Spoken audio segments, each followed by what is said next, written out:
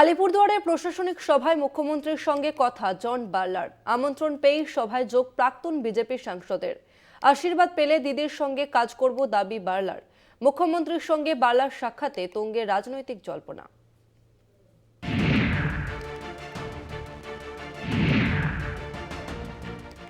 Suman Kanjilal MLA, Jayaprakash Toppo MLA, মনোরঞ্জন দে সহসভাধিপতি, সৌরভ চক্রবর্তী, মৃদুল গোস্বামী, গঙ্গাপ্রসাদ শর্মা, প্রসেনজিৎ কর, শ্রী প্রদীপ মেহরি, ওরা দুজন চেয়ারম্যান। প্রসেনজিৎ কর হচ্ছে আলিপুরদুয়ার মিউনিসিপ্যালিটি, প্রদীপ মৌরি হচ্ছে ফালাকাটা মিউনিসিপ্যালিটি, জন বার্লা প্রাক্তন সাংসদ। আমি সবাইকে আমার অনেক অনেক ধন্যবাদ এবং অভিনন্দন জানাচ্ছি। রাজ্য রাজনীতির জল্পনাকে আরও এক ধাপ উস্কে দিয়ে আলিপুরদুয়ারের হাসিমারার সুভাষিনী ময়দানের মঞ্চে মুখ্যমন্ত্রীর সরকারি অনুষ্ঠানে উপস্থিত থাকতে দেখা গেল প্রাক্তন বিজেপি সাংসদ তথা প্রাক্তন কেন্দ্রীয় প্রতিমন্ত্রী জন বার্লাকে। যা ঘিরে শোরগোল রাজনীতিতে। তবে কি নতুন কোনো সমীকরণ তৈরি হচ্ছে? বৃহস্পতিবার মঞ্চে উঠে জন বার্লার সঙ্গে কথা বলেন মুখ্যমন্ত্রী মমতা বন্দ্যোপাধ্যায়। উল্লেখ্য, 2019 সালে প্রায় 2.5 লক্ষ ভোটের ব্যবধানে তৃণমূলকে হারিয়ে জিতেছিলেন জন বার্লা। 2024-এর লোকসভা নির্বাচনে আলিপুরদুয়ারের টিকিট দেয়নি বিজেপি। টিকিট পান মনোজ টিগ্গা। সেই থেকেই বিজেপির সঙ্গে দূরত্ব বেড়েছে বার্লার। জন বার্লা মনোজ টিগ্গা দ্বৈরথে উত্তাল হয়েছিল উত্তরবঙ্গের রাজনীতি। এরপর এদিন রাজ্যের মুখ্যমন্ত্রীর ডাকে তিনি এসেছেন বলে জানালেন জন বার্লা। পাশাপাশি তৃণমূলে যোগ জল্পনায় জানালেন তার সময়ের অপেক্ষা।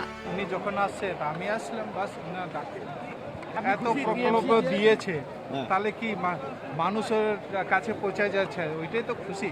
মানুষের ডেভেলপমেন্ট হয়ে যায়, ওইটাই হইলে ঠিক আছে। কি চাইলেন সময় আসলে সবাই মঞ্চে উঠলাম, তাও আর এইটাই তো সম্মান। কেন্দ্রীয় বাহিনী নিয়ে আপনি এখনো ঘুরছেন, ছেড়ে দেবেন নাকি? কেন ছাড়বো?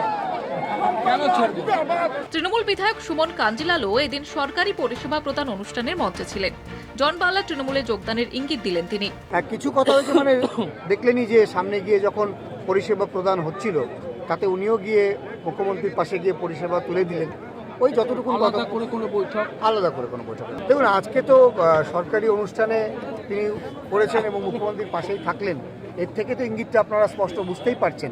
উনি যে রাজনৈতিক দল করতে চাইবেন করতে পারেন। জন বার্লা তৃণমূলে যোগ জল্পনা নিয়ে বললেন বিজেপি রাজ্য সভাপতি সুকান্ত মজুমদার। তার যে রাজনৈতিক দল করার ইচ্ছে তিনি সেই রাজনৈতিক দল করবেন, কেউ বাধা দিতে পারবে না তাতে।